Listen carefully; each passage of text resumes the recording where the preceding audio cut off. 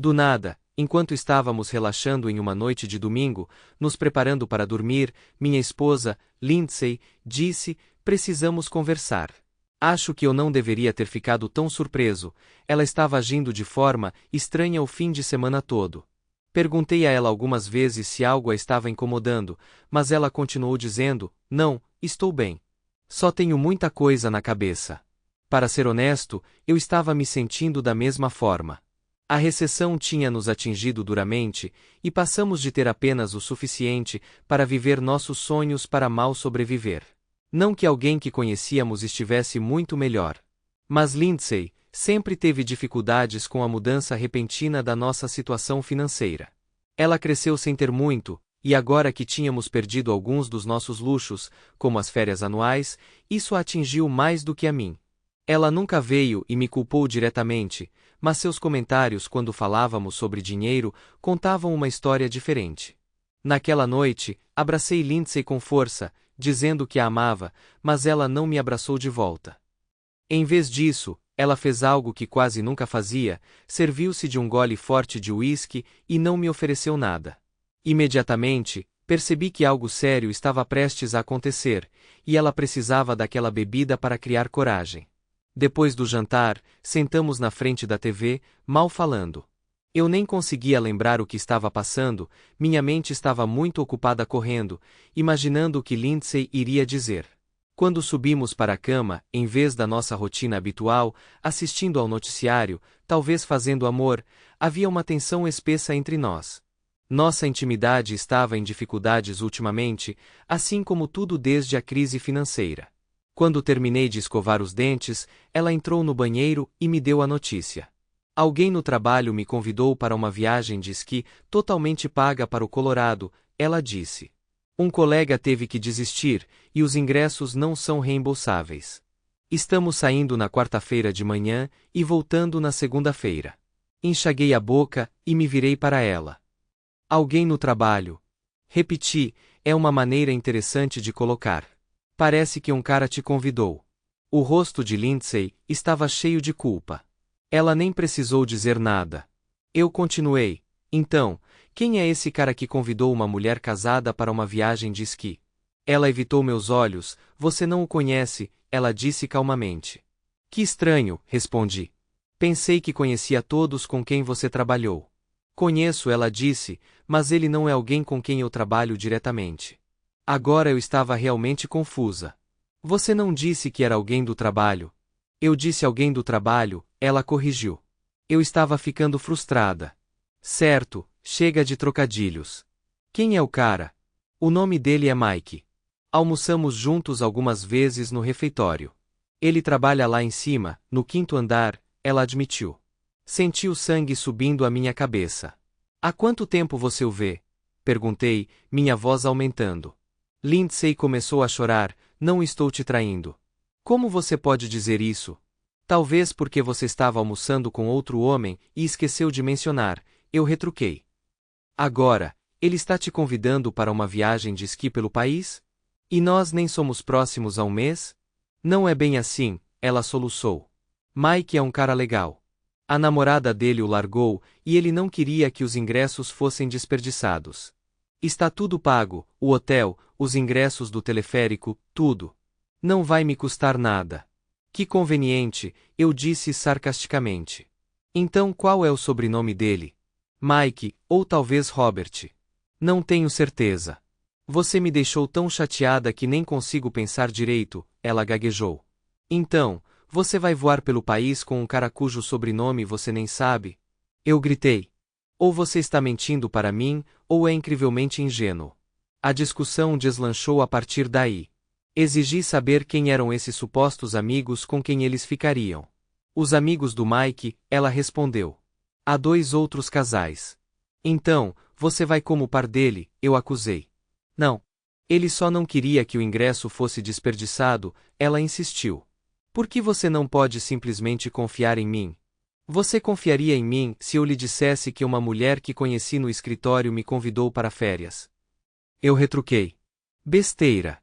Lembra como você ficou com ciúmes, quando eu estava falando com aquela mulher no jogo de beisebol, no verão passado? Isso foi diferente, Ela retrucou. Você estava me ignorando.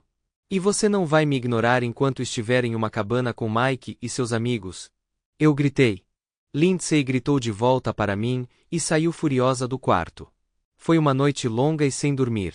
Nós dois nos viramos e nos reviramos, até que a exaustão nos deixou inconscientes por volta das 2 da manhã. Eu estava acordado às 6, preparando café. Ela tomou um gole, despejou o resto na pia e disse: Vou trabalhar.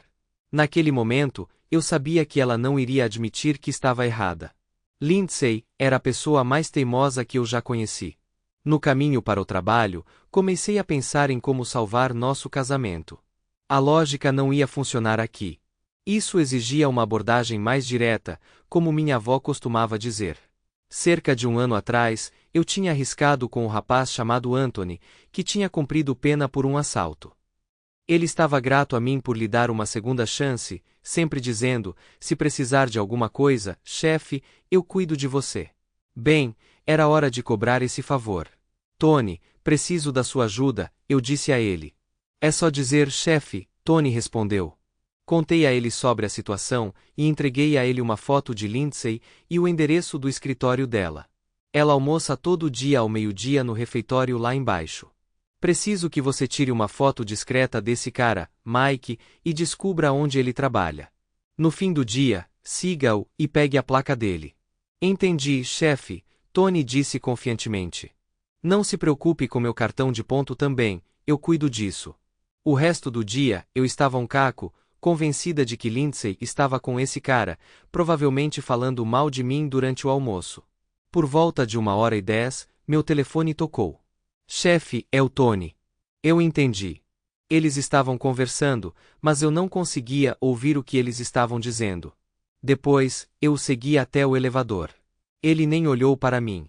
Ele foi para a suíte 510, Cameron Industrial, LLC. Ótimo trabalho, eu disse. Mas você está apenas na metade do caminho. Não se preocupe, chefe. Vou grudar nele como cola, Tony respondeu confiantemente. Desliguei e abri o Google, digitando todas as combinações de Mike Harris e Robert Harris que consegui pensar, mas havia muitos resultados, e nenhum deles parecia com o cara da foto. Pesquisei Cameron Industrial, e com certeza, eles eram um grande player na indústria de metais. Nenhum nome de funcionário estava listado online, então liguei para a empresa. Olá, posso falar com Mike Harris? Eu perguntei. Desculpe, não temos ninguém com esse nome, respondeu a recepcionista. Ah, meu erro. Conheci Mike Harris, corrigi-me rapidamente. Não, ninguém aqui com esse nome também. Tem certeza de que ligou para a empresa certa? Foi mal, eu disse, número errado. Desliguei, olhando para a tela, tentando descobrir quem era esse cara quando meu telefone tocou novamente. Chefe, é o Tony, veio a voz do outro lado da linha. Eu estava dando uma pausa para fumar no banheiro, e adivinha quem entrou? Mike Robert, seja lá qual for o nome dele. Só que esses não são os nomes verdadeiros dele. Ele viu você? Perguntei, minha voz baixa, mas tensa. Não, respondeu Tony. Eu estava prestes a acender um cigarro quando ele entrou. Ouvi alguém chamá-lo de Sr. Harris. Tony parou por um segundo, então continuou, parece que seu nome verdadeiro é Robert Harris. O cara parece um verdadeiro pedaço de trabalho. Tony continuou me contando como Harris, casualmente, pegou um cigarro dele como se fossem amigos. Elogiei-o pela forma suave como lidou com a situação, mas a coisa toda estava começando a fazer meu sangue ferver. Infelizmente, fiquei preso em uma reunião até tarde e não consegui me aprofundar nesse sujeito Harris. Quando estacionei na garagem naquela noite, Tony ligou novamente. Harris saiu cedo do escritório, por volta das 3. Peguei o metrô e eu o segui de volta para um apartamento no subsolo, na 2411 North Kensington Avenue. O lugar parece um lixão.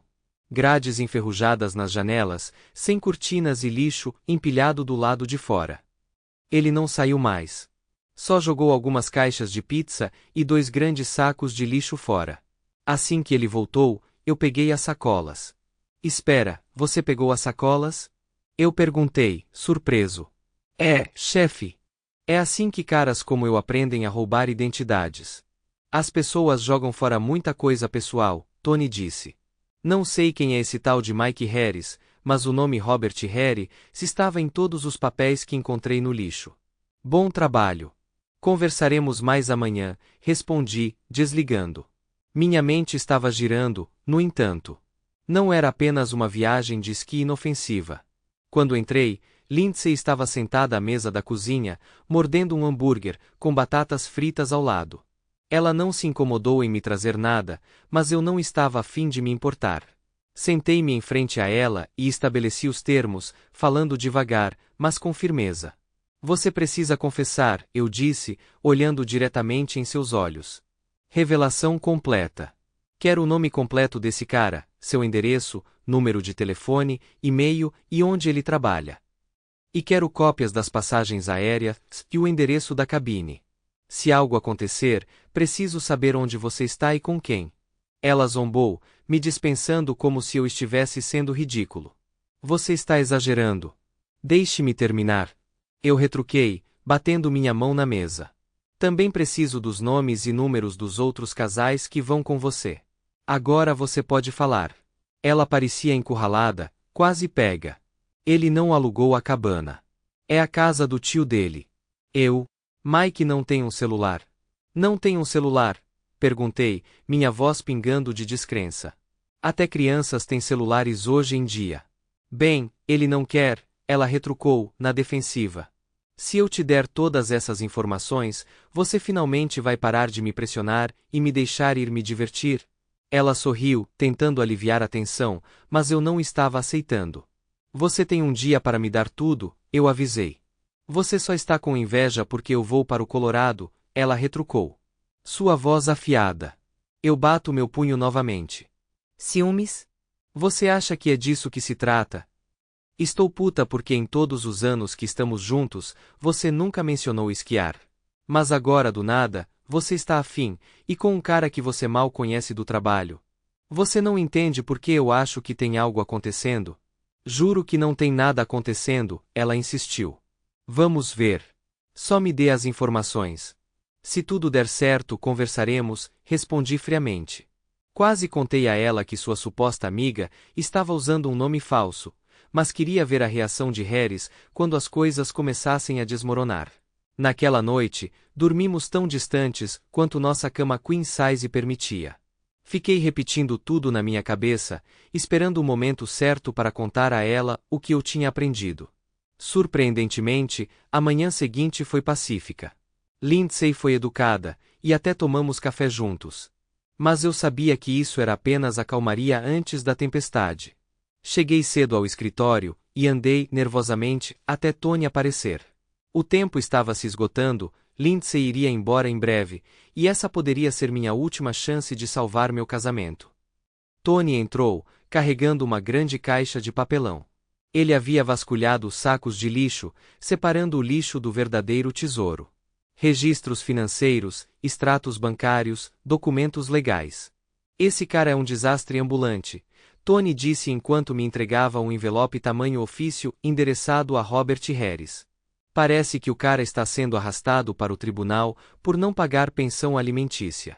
Ele tem 2 filhos, se não paga um centavo há mais de um ano. Meu coração disparou. O que mais? Mandado de prisão por faltar ao tribunal por causa do caso de pensão alimentícia, Tony riu. Se ele for parado por excesso de velocidade, ele vai para a cadeia. A pilha de avisos de cheque especial e cheques sem fundo de um banco de São Francisco só colocou mais lenha na fogueira. Mas aí veio o verdadeiro problema. Chefe, aqui está algo estranho, Tony disse, me entregando uma impressão. A reserva do voo. A passagem dele é de ida e volta, mas a da sua esposa é só de ida. Meu sangue gelou. Ida? Ela não tinha planos de voltar? Bom trabalho, Tony, murmurei. Eu já estava pensando em como cancelar as passagens, como dividi-las no voo e como me colocar no assento de Harris sem que ele soubesse. Eu abriria tudo isso. Então, encontrei algo que fez meu estômago revirar. Enquanto pesquisava nos arquivos do Chicago Tribune, descobri por que Robert Harry estava se escondendo atrás de um nome falso. Ele era um criminoso sexual condenado, originalmente da cidade. Sua foto foi impressa em todos os 3 jornais locais, depois que ele agrediu uma mulher em Fort Collins. Não havia muitos detalhes, mas ele fez um acordo judicial, cumprindo 2 anos de prisão. A esposa dele se divorciou dele enquanto ele estava preso. E depois que ele saiu mais cedo, graças à superlotação, ele a localizou e a espancou tanto que ela ficou hospitalizada por quase um mês. 2 condenações por crimes graves, e ainda assim, minha esposa ainda achava que ele era um cara legal. Fiz uma pausa para o almoço e fui para o tribunal. Por alguns trocados, consegui cópias dos papéis do divórcio e do registro de prisão de Harris. Os detalhes eram repugnantes, ele tinha drogado uma mulher em uma viagem de esqui e a agredido. Também preenchi um formulário de divórcio DIY, citando adultério. Anexei fotos com carimbo de data e hora de Lindsay e Harris conversando no refeitório como um casal. Minha última parada foi na divisão de relações domésticas para registrar os papéis do divórcio. O funcionário carimbou-os com o selo oficial e me deu um número de caso. Isso era real agora. Voltei ao trabalho e disse ao meu chefe que precisava de alguns dias pessoais. Ele não fez perguntas. Quando cheguei em casa, Lindsay estava cozinhando uma refeição completa, algo do zero, não de uma caixa. Ela estava claramente tentando se esforçar, mas eu sabia que era só para amenizar as coisas. Quando a abracei e beijei, ela correspondeu, mas pareceu vazio, como se estivéssemos apenas cumprindo uma obrigação. Então ela tirou um pedaço de papel dobrado da bolsa. Eu tenho tudo o que você pediu. Mike não tem telefone, mas encontrei o e-mail dele e ele está no Facebook. Onde ele trabalha? Perguntei, desconfiada.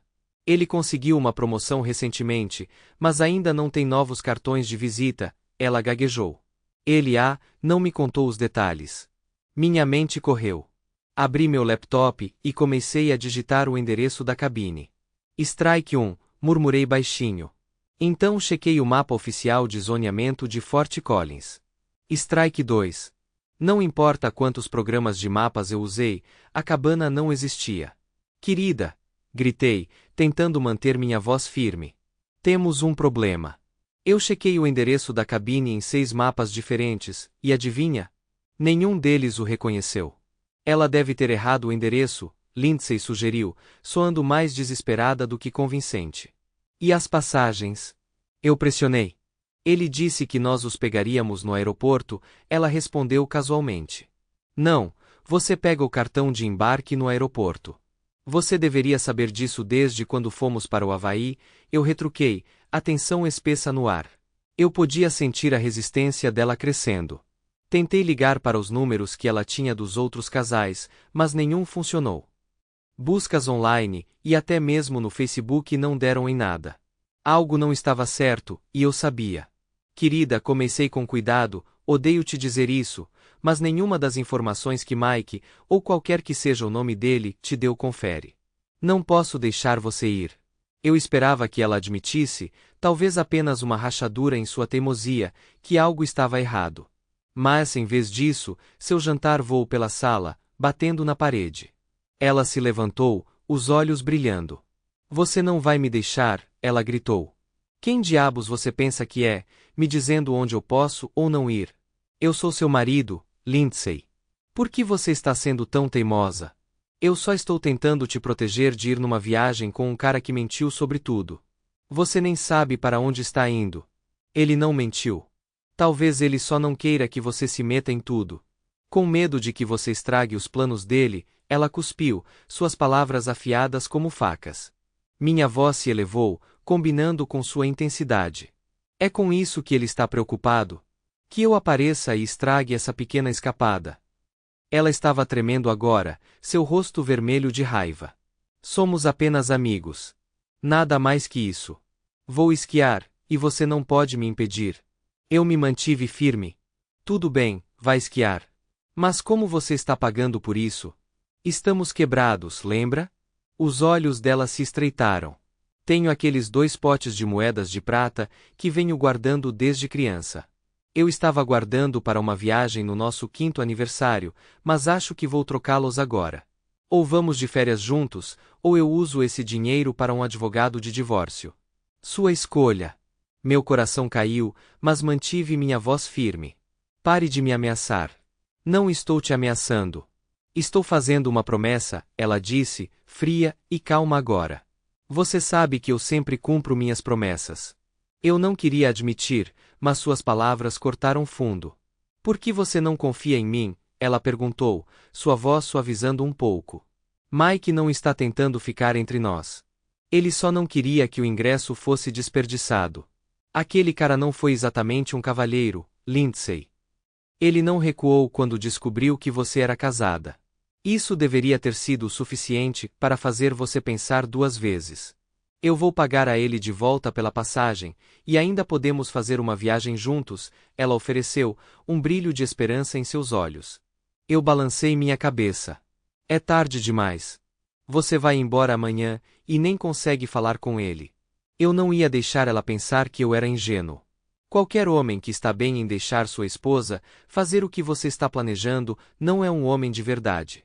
Pense em como você vai explicar isso para nossa família, nossos amigos, quando nos divorciarmos. Sua expressão mudou, uma mistura de raiva e desespero. Não me venha com essa. Prometi que voltaria e te compensaria. Vou ficar relaxado, e tudo vai ficar bem. Dei a ela uma última chance. Você fez uma promessa a ele, mas está quebrando os votos que fizemos diante de Deus e de nossas famílias. Lindsay não disse nada depois disso. O silêncio pairava entre nós como uma névoa espessa, pesada e sufocante. Nem nos olhamos enquanto estávamos deitados na cama, mantendo a maior distância possível. Eu não conseguia dormir.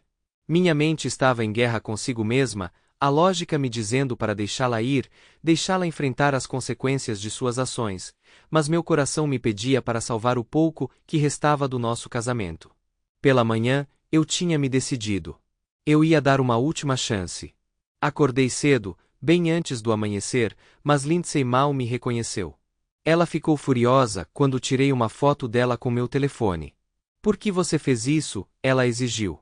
Então a polícia tem uma foto recente, caso precisem identificá-la, respondi friamente. Ela soltou uma série de xingamentos, furiosamente arrumando sua mala. Fiquei ali, calmo, mas resoluto. Se você embarcar naquele avião com ele, não espere que eu esteja aqui quando você voltar. Nosso casamento vai acabar, eu avisei. Ela me lançou um olhar sujo. Eu sei que você não é tão tola assim. Engraçado, eu pensei o mesmo sobre ela. Acho que nós dois estávamos errados, eu disse baixinho antes de sair de casa, sem beijá-la para me despedir. Estacionei meu carro no quarteirão e a observei sair, sentindo meu peito apertar a cada segundo que passava. Então voltei para casa, raspei minha barba e bigode e vesti um terno preto com uma camisa branca e gravata. Parecia um funeral, o meu. A morte do meu casamento. Coloquei óculos escuros para completar o disfarce e saí, minha pasta em sacos a tiracolo para uma última tentativa. Às 8 horas da manhã, eu estava no portão do aeroporto quando Tony ligou. Eles tiveram uma grande explosão do lado de fora do apartamento dele, ele disse. Harris queria pegar o metrô porque era mais barato, embora ela tenha se oferecido para pagar o estacionamento. Ele já está economizando, chefe. Enquanto ela estava no banheiro, Tony tinha verificado sua carteira. Ela tem menos de $1.100 com ela. Não acho que ela esteja planejando usar seus cartões de crédito, já que você os cancelou, certo? Sim, eles estão cancelados, respondi, minha mente já imaginando o que aconteceria em seguida. A viagem de esqui perfeita de Lindsay já estava começando a desmoronar, e eles nem tinham saído de Chicago. Enquanto seguiam para o terminal, Tony notou algo estranho. Esse cara está indo para Fort Collins no meio de dezembro, e ele nem está vestido para o inverno. Sem casaco, sem luvas. É estranho, chefe. Desliguei, agradecendo a ele por toda a ajuda. As férias dos sonhos de Lindsay já estavam em risco, e ela nem sabia ainda. Quando chegaram ao posto de controle da TSA, Tony não conseguiu mais seguir, então eu estava sozinha. Eu tinha pago pelo embarque antecipado, garantindo um assento na parte da frente do avião. Escolhi o assento central, deixando a janela aberta. Se ela sentasse ao meu lado, eu lhe daria uma última chance de consertar as coisas. Minha sorte continuou. O homem designado para o assento do corredor apareceu alguns minutos depois, um cara alto e bem constituído que parecia um atleta universitário. A fileira à nossa frente se encheu de retardatários, e eu podia sentir a tensão aumentando. Então, ouvi sua voz. Ei, babaca, você está no meu assento. O ladrão Harris gritou, enfiando seu bilhete na cara do meu companheiro de assento. Lindsay se virou para a comoção, mas seus olhos não me reconheceram imediatamente. Ela estava ocupada demais mexendo na mala. O cara no corredor apontou que Harris deveria estar mais para trás, perto dos banheiros. Harris começou a xingar a companhia aérea e exigiu sentar ao lado da namorada. Lindsay ficou ali, congelada, sem saber o que fazer. Você deveria pedir para o homem do meio trocar de lugar, se vocês realmente querem sentar juntos, Lindsay sugeriu, ainda sem perceber que era eu. Sem minha barba e bigode, e com meus óculos escuros, eu era praticamente invisível para ela. Enquanto isso, uma aeromoça se aproximou, parecendo irritada. Senhor, por favor, ocupe seu assento designado. Este voo está lotado e precisamos terminar o embarque, ela insistiu. Harris persistiu, balançando sua passagem. Foi quando Lindsay finalmente me notou. Que diabos você está fazendo neste voo? Ela exclamou, sua voz pingando veneno. Você armou isso para me envergonhar. Eu me recostei no meu assento, calmo e controlado. Não sou eu quem está te envergonhando. Ele é quem está te chamando de namorada. O rosto de Lindsay ficou vermelho enquanto ela me olhava feio. Você estragou tudo. Eu odeio você. Eu odeio ser casada com você. As palavras dela doeram, mais afiadas do que eu esperava, mas eu fiquei firme, esperando contra todas as esperanças que ainda houvesse uma maneira de salvar o que restava. Fiquei chocado, sentindo como se realmente a tivesse perdido. Pegando minha pasta, eu estava prestes a sair do avião, quando algo inesperado aconteceu. Harris, em sua maneira agressiva de sempre, balançou sua passagem na minha cara. Instintivamente, eu o arranquei dele. Minha voz, embora trêmula, se manteve firme quando perguntei, de quem é o nome neste bilhete? Mostrei para Lindsay, e a confusão se espalhou por seu rosto. Mike? Quem é Robert Harris? Ela perguntou, sua voz tremendo. Harris puxou a passagem de volta e amassou, tentando se esquivar da verdade. Não tem nome nela, ele murmurou com raiva. A comissária de bordo entrou, pedindo para todos nós nos sentarmos, mas Harris continuou insistindo, exigindo sentar ao lado de sua suposta namorada. Seu tom desrespeitoso me trouxe de volta à realidade. Lágrimas brotaram em meus olhos enquanto eu olhava para Lindsay e silenciosamente revelava a verdadeira identidade de Harris. Eu entreguei a ela uma cópia do mandado de prisão, explicando que Harris tinha um mandado pendente por pensão alimentícia não paga. Ele está vivendo grande enquanto negligencia os próprios filhos, acrescentei, entregando-lhe o documento. As mãos dela tremiam quando ela o pegou. Mike, o que está acontecendo? Isso é verdade, ela sussurrou, seus olhos buscando uma resposta. Eu fui em frente. Enquanto você está nisso, pergunte a ele por que ele não se incomodou em comprar uma passagem de volta para você. Eu entreguei a ela o itinerário, mostrando que apenas a passagem dele era de ida e volta. O rosto de Lindsay se contraiu de preocupação. Por que não tenho uma passagem de volta? Ela perguntou, sua voz quase inaudível. Harris, ignorando-a, continuou discutindo com a aeromoça. Eu me inclinei para mais perto. Ele também esqueceu de te contar que passou 2 anos na cadeia por agredir tanto a esposa que ela ficou no hospital por 1 mês. Eu tenho a prova. Eu entreguei a ela fotos dos ferimentos da ex-esposa. O rosto de Lindsay empalideceu. Ela se virou para Harris, implorando, diga-me que isso não é verdade. Mas ele ficou em silêncio, mais interessado em seu argumento do que em se defender. Eu não tinha terminado. Talvez pesquise o nome verdadeiro dele no Google da próxima vez, acrescentei, passando a ela uma pilha de artigos com sua foto.